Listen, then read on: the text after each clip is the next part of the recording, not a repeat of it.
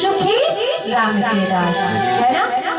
अगर सुखी रहना है तो निरंतर भगवान से जुड़े रहना चाहिए, है ना। क्यों? क्योंकि संसार की चीजें दुखी कर सकती हैं, लेकिन जो परमात्मा से व्यक्ति जुड़ा हुआ है भटक सकता है लेकिन गिर नहीं सकता।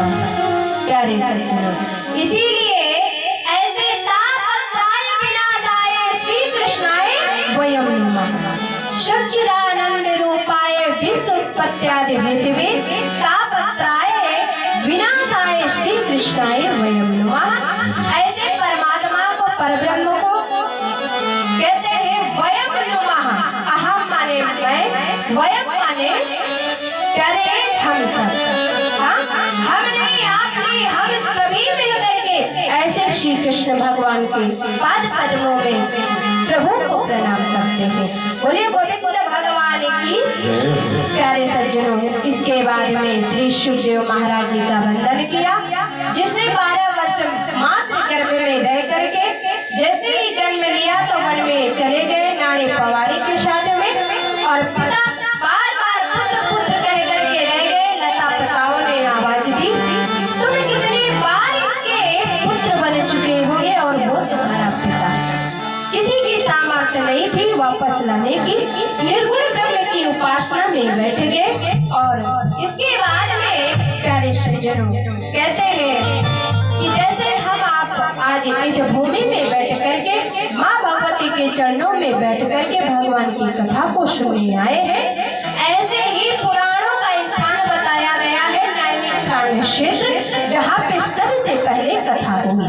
प्यारे सज्जनों, वहाँ पर 88,000 शौनक ऋषि बैठे हैं, और उन्हें वो सभी ऋषि प्यारे गृहस्थ ऋषि हैं जिनकी हजारों साल आयु है, और उन ऋषियों के बीच में बैठ करके प्यारे उन्हें ऋषियों के बीच में श्री सूत जी महाराज जी का आगमन होता है। और आज सभी शौनक ऋषियों ने सम्मान किया और आसन दिया और कहा कि हे सूत जी, आपके ऊपर गुरु की कृपा है, इसलिए हम सभी 88,000 शौनक ऋषियों को आप ऐसी कथा सुनाइए कि जिससे सुने हम सभी कल्याण हो कलियुग के लोगों का। आज सूत जी प्यारे उन्होंने कहा, मैं 20 वर्ष का हूँ, आप सभी की इतनी बड़ी बड़ी लंबी आयु है, आप मेरा सम्मान करते मुझे शर्म सी आ रही है। तो प्यारे शौनक ऋषियों ने कहा, धन वृद्धा बल वृद्धा आयु वृद्धा सभी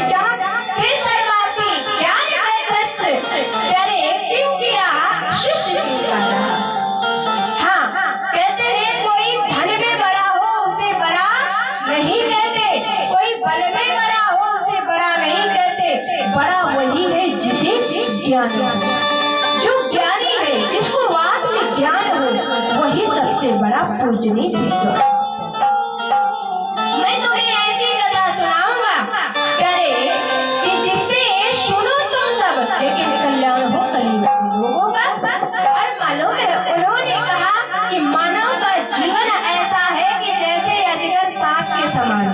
अजगर सांप हो, वहाँ से कोई व्यक्ति निकल के जा रहा हो और सांस ले लेगा, खट्ट से अंदर चला जाएगा, है ना।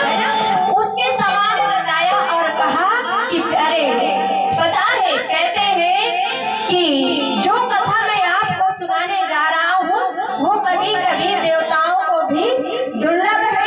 और पता है, जिस समय सुखदेव जी राजा परीक्षित को कथा श्रवण करा रहे थे, तो मालूम है समस्त देवता अमृत कलश को लेकर के गए कि राजा परीक्षित को श्राप लगा है 7 दिनों में अकाल मृत्यु का, इन्हें अमृत पान करा दीजिए और नाम अमृतम कथा अमृतम, ये अमर कथा हम सभी को खिला दीजिए।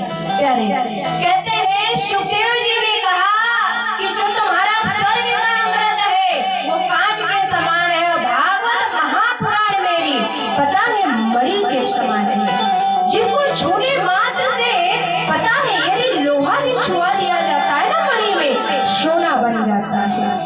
इसीलिए तुम्हारे स्वर्ग का अमृत व्यक्ति को दीर्घ जीवी तो बना सकता है, लेकिन दीर्घ जीवी नहीं बना सकता। प्यारे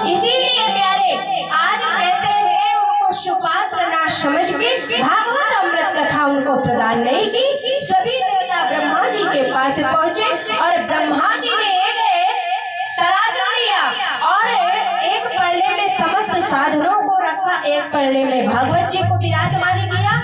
समस्त संसार के समस्त साधन रख दिए गए थे, लेकिन मालूम है जिस पल्ले पे भागवत भगवान को विराजित किया गया वो पल्ला नीचे हो गया। प्यारे कहते हैं जिस वृक्ष की डाली में फल अधिक होता है वही डाली झुकती है। आज बता दिया कि भागवत कोई पोथी नहीं है, भागवत कोई किताब नहीं है, भागवत साक्षात पता है श्री कृष्ण है। श्रीमद् भागवत प्यारे कहते हैं श्रीमद् भागवत स्वयं साक्षात श्री कृष्ण है। तो आइए वाणी को यहीं तक विराम करेंगे और आरती करेंगे। इसके बाद कल आप सभी लोग एक समय बना लीजिए, कितने बजे से इतने बजे 3-3.5 घंटे का टाइमिंग रखना, क्योंकि गर्मी पड़ रही है और ग्रामीण क्षेत्र है। तो और इस कथा का प्रचार प्रसार करिए लोगों तक। बिहारी लाल तो कहने का भाव ये है कि कथा का खूब प्रचार कीजिए, अपने मित्रों को प्यारे निमंत्रण भिजवाइए और सभी तक ये आवाज आप लोगों को पहुंचानी चाहिए, क्योंकि अगर स्वयं कथा सुनते हैं तो 1 गुना फल की प्राप्ति होती है। आपके द्वारा यदि कोई दूसरा सुनने आता है तो जाने कितने गुना फल की प्राप्ति होती है। इसीलिए प्यारे भक्तों भागवत कथा में सभी लोग पधारे और सभी लोग जुड़े और अपने जीवन को धन्य बनाए। तो आइए अपने स्थान पे खड़े होंगे और इसके बाद आरती करेंगे। आरती करने के बाद प्रसादी लेने के बाद ही अपने घर को जाएंगे। बोले वृंदावन बिहारी लाल की, बोले राधे रानी सरकार की, बोले शारदा मैया की, महेश्वरी मैया की।